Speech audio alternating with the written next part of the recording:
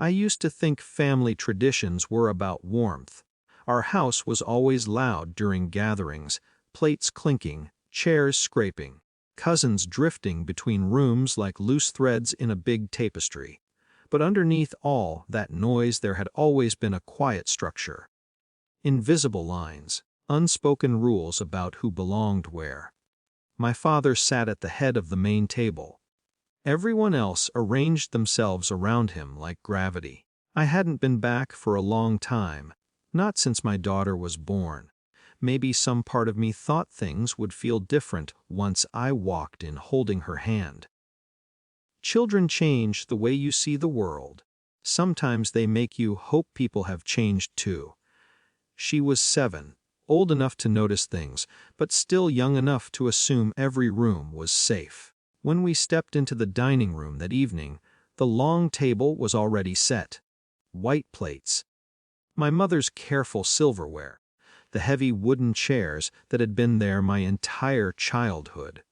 My daughter slipped away from my side before I could say anything. She moved with the easy confidence children have, when they believe they belong everywhere. She saw an open seat near the center of the table and climbed into it, smoothing the front of her dress the way she'd seen adults do.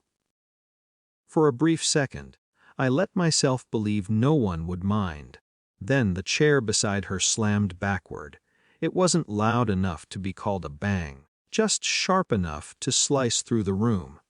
My father stood there, one hand still gripping the back of the chair he'd pushed away from the table. His voice carried the calm certainty of someone who had never been contradicted in this house.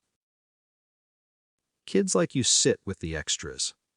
The words were simple, casual. Like he was reminding someone where the salt shaker belonged. The room froze. I noticed things I wouldn't normally notice. The way my aunt stopped halfway through pouring water into a glass. My cousin suddenly very interested in his napkin. My mother standing near the kitchen doorway, her hands clasped too tightly together. No one said anything, because everyone understood what had just happened. My daughter didn't. She looked around the table with a small, confused smile, like she was waiting for someone to laugh and explain the joke.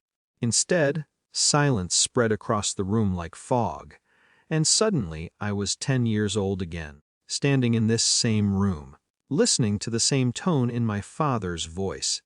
Only back then, no one had picked me up and moved me somewhere safer. For a moment I felt 2 timelines pressing against each other, the boy I had been and the man standing in the doorway.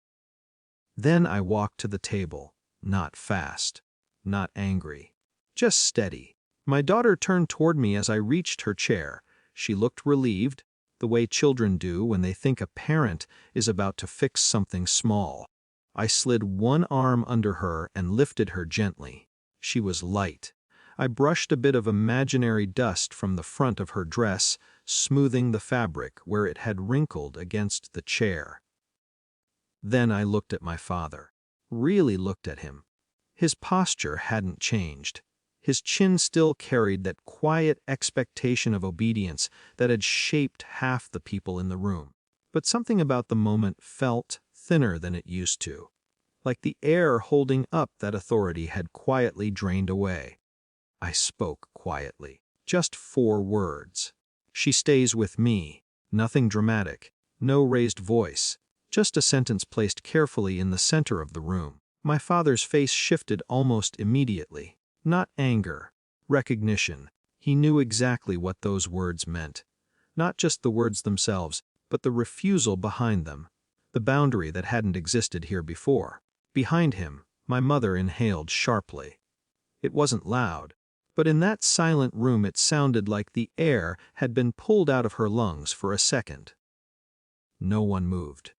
For the first time in my life, my father didn't respond right away.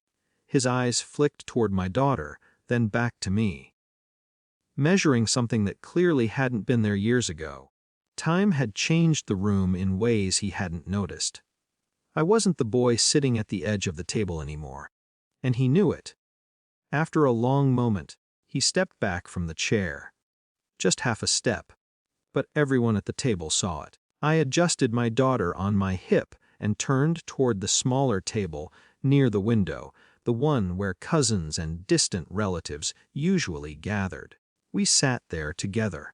Conversation eventually started again, but it came slowly, like an engine trying to restart after stalling. My daughter leaned against me, whispering questions about dessert and whether the pie smelled like apples.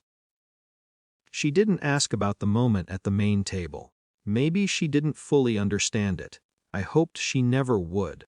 When we left later that night, no one tried to stop us. The house looked the same as it always had, but something inside it had shifted. Not loudly, not dramatically, just enough that the old rules no longer felt permanent.